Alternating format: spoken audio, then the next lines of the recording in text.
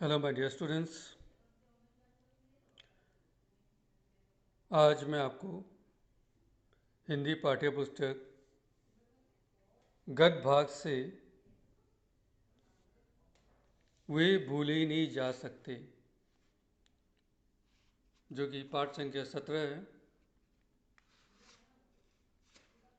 और उसके लेखक कामाख्या प्रसाद त्रिपाठी जी हैं।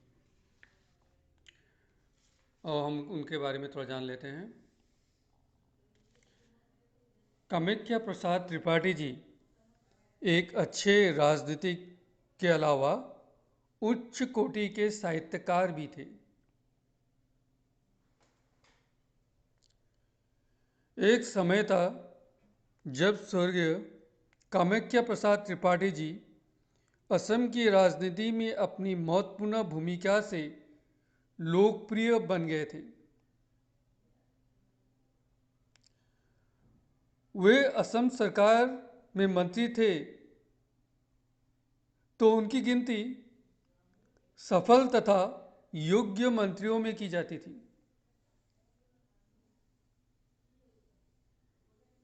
उन्होंने असम के वित्त मंत्री के रूप में अपनी अपूर्व दक्षता का जो परिचय दिया, जो कि काफी सराहनीय है। भारत के स्वतंत्र संग्राम में सक्रिय रूप से अपनी भूमिका के कारण उन्हें कई बार जेल भी जाना पड़ा, लेकिन फिर भी उनके अंदर जो देश प्रेम था, इसके कारण वे कभी भी अपने पद से विचलित नहीं हुए थे। वे एक सफल राजनीतिक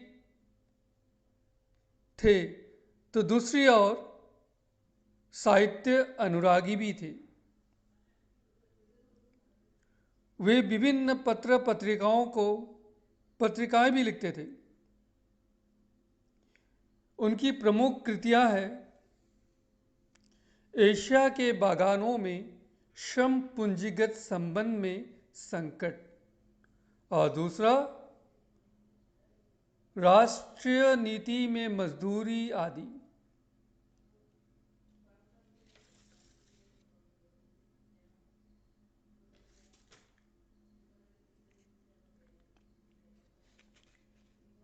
वे भूले नहीं जा सकते एक प्रेरक और हृदयग्राही संस्मरणात्मक निबंध है,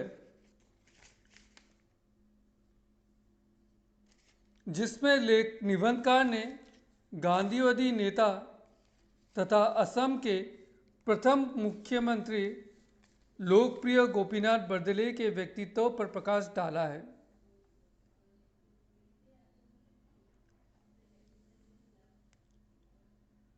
बरदली जी का जीवन सादा और उच्च विचार के परिचायक थे। परिचायक यानी परिचय कराने वाले। रचनात्मक एवं विकास कार्यों में विशेष अभिरुचि रखने के कारण उन्हें वर्तमान असम का निर्माता भी कहा जाता है।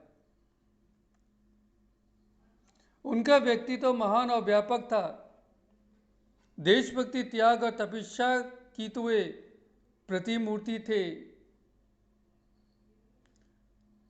राजनीति में उन्होंने जिस कठोर सत्य और ईमानदारी का परिचय दिया, उससे वे जन साधारण के हृदय में बस गए थे, सभी लोगों के हृदय में बस गए थे।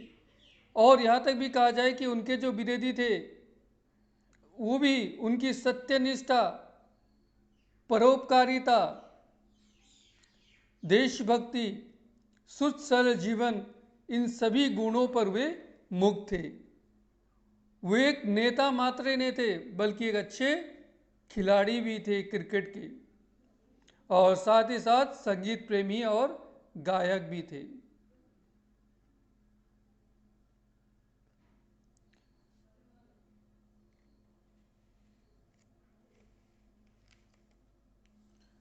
भौतिकवादी था। अर्थलोलुपता, पक्षपात एवं पदलिप्सा जैसे दुर्गुण उन्हें छू तक नहीं पाए थे। भौतिकवादिता मतलब सांसारिक लोभ, लालच, अर्थलोलुपता किसी प्रकार का धन दौलत की लालच ना होना, पक्षपात किसी से भी पक्षपात नहीं करते थे, ऊंच नीच का भेदभाव नहीं रखते थे,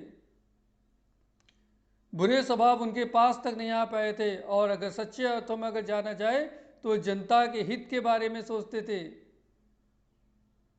लोगों की सेवा करते थे, और साथ ही साथ एक अच्छे कुशल प्रशासक भी थे। राज्य संस्थान आदि का प्रशासन का प्रबंध वो करते थे।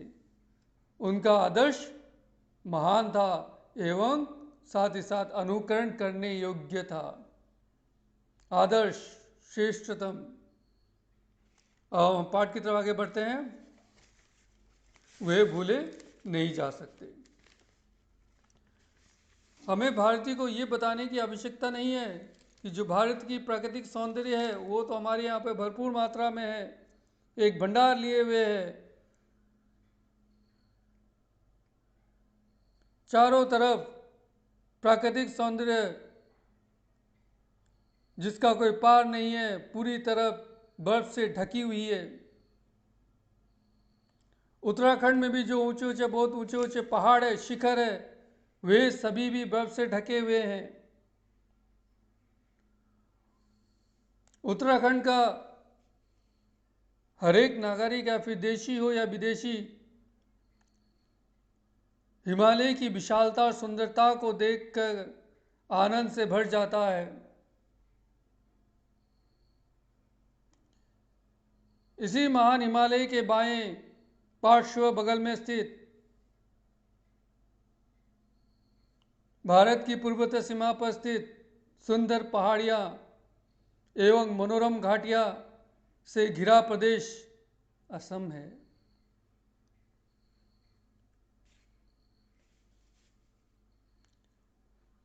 ऐसा कौन व्यक्ति होगा जो असम की पहाड़ियों और घाटियों को देखकर अपने आप को भूल ना जाए।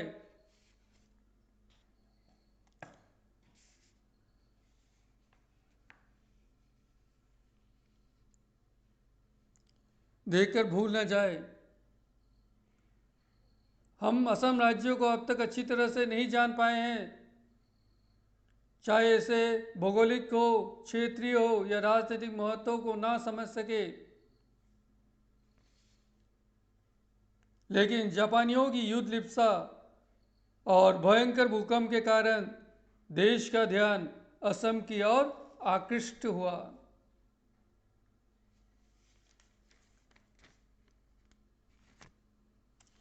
आकृष्ट मतलब ध्यान खींचा, और एक नया व्यक्तित्व का छाप उन्होंने छोड़ा। जब हम मनोयोग पूर्वक असम की विभूतियों को ढूंढते हैं, विभूतियों मतलब महानता को ढूंढते हैं, तो सबसे पहले हमें क्या पाते हैं? स्वर्गीय तरुण राम फुकन को, जिन्होंने पूरे असम राज्य की स्वाधीनता का एक संदेश हम तक पहुंचाया था। ठीक उसी के बाद स्वर्गीय नवीन चंद्र बरदले को हम पाते हैं, जिन्होंने जनता जनार्दन का निस्वार्थ से सेवा किया और असम के अज्ञान अंधकार में नवीन ज्ञान चंद्र का प्रकाश दिया। असम राज्य एक सक्रिय निर्माणक निर्माता कहे तो कोई अत्युक्ति नहीं, कोई हम लोग बड़ा चढ़ाकर नहीं कह रहे हैं। वे असम की विकास योजनाओं की ओर उड़े रहे हैं, यानी आगे बढ़ा रहे हैं। थे कि नियति ने हमसे छीन लिया, लेकिन हमारा भाग्य खराब कि उस समय हमसे उन्हें छीन लिया गया। स्वर्गीय तरुणराम फुकन ने असहयोग के क्रांतिकारी आंदोलन में अखिल भारतीय नेताओं में अपना यशस्वी स्थान प्राप्त किया था। यशस्वी स्थान उनकी अलौकिक प्रतिभा और विशाल व्यक्तित्व ने पूरे असम में एक बिजली की लहर सी दौड़ गई थी। जो लोग उनके निकट आए थे, उनके संपर्क में थे, जाने पहचाने थे, वे लोग आज भी उन्हें याद करते हैं। स्वर्गीय गोपीनाथ बरदले को रचनात्मक कार्य में बड़ी अभिरुचि थी। 1933 में चुनाव के पश्चात जब देश की सभी व्यवस्थायी सभाओं में कांग्रेस का प्रभुत्व हुआ, प्रभुत्व मतलब कांग्रेस का दबदबा रहा, तब बरदले जी भी पूर्ण प्रकाश में आए। सभी लोग उन्हें जाने, प्रकाश में आए, सामने आए। राजनीति में उन्होंने कठोर सत्य के साथ और ईमानदारी का जो अलौकिक परिचय दिया है,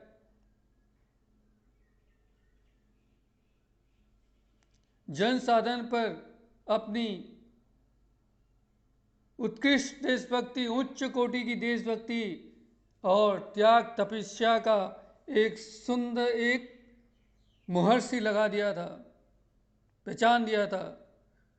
वैसे ही घोर विषम परिस्थितियों में भी वे धीर और गंभीर बने रहे। जेल जीवन में वे राष्ट्रीय कर्मियों के निकटतम में संपर्क में आए।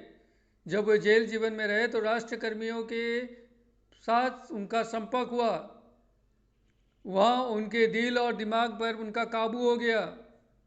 इसके फलत क्या हुआ, कहाँ किस कर्मी से उन्हें कैसा काम कराना है, उन्होंने अपने सहकर्मियों साथियों को उसी काम में लगाकर एक कुशल सेना नायक की तरह स्वतंत्र संग्राम के लिए असम राज्य में खासी मोर्चेबंदी कर दी थी।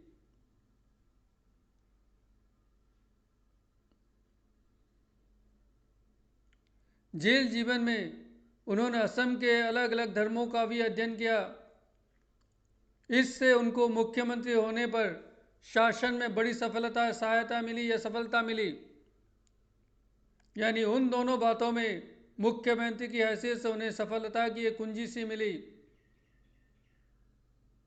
और सफल मुख्यमंत्री के पद पर होने के अतिरिक्त वे जनता के दिमाग में जो प्रभाव पड़ा वो कुछ और ही स्थायी था।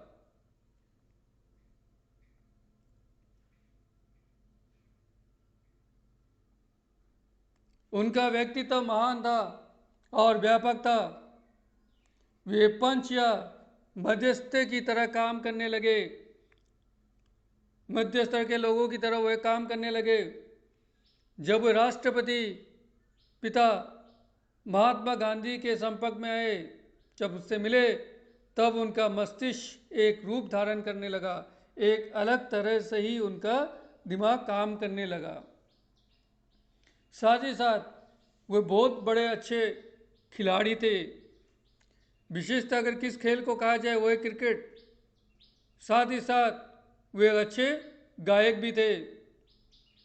उन्होंने धार्मिक बरगीत, भजन, कविंद्र रविंद्र के संगीत उनके बड़े प्रिय थे। उनमें कला मूर्तिमती हो उठी थी। इसी से अगर उन्हें कलाकार कहने में कोई अत्युक्ति नहीं है, यानी उसे कलाकार भी कहे तो इसमें कोई बड़ा चढ़ा कर कहने वाली बात इसमें नहीं है। यानी उन्हें खेल के साथ साथ गाने में भी रुचि था, उनको अच्छा लगता था। और जब वे महात्मा गांधी के संपर्क में आए तो जो गुण उनके स्वाभाविक न्यायप्रियता और जो मानव दर्द पीड़ा से करा रहे थे, उनके प्रति आंतरिक संवेदना में बदल गए।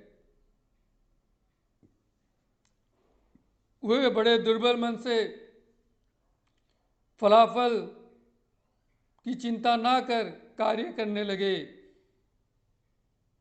किसी फल की चिंता ना करके कार्य को रूपांतरित करने लगे। इसके फल उनका व्यक्तित्व और भी व्यापक रूप से बहने लगा और जो हृदय में उनकी दुर्बलता था वो भी धीरे धीरे कम हो गया। और जिस काम में उसका निश्चय नहीं था, अनिश्चित सा लग रहा था, वो ध्येय निश्चित और उसके सामने दिखाई देने लगा। पिछले दिनों तो उनकी अस्वीकृति में एक समाहित उदारता का भी एक पुट हमें दिखाई पड़ता है।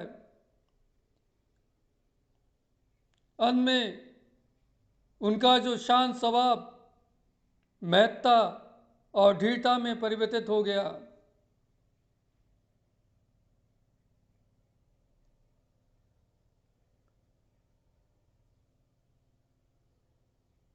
मानव जीवन का जो उतार चढ़ाव है, मानव जीवन में तो उतार चढ़ाव चलते ही रहता है।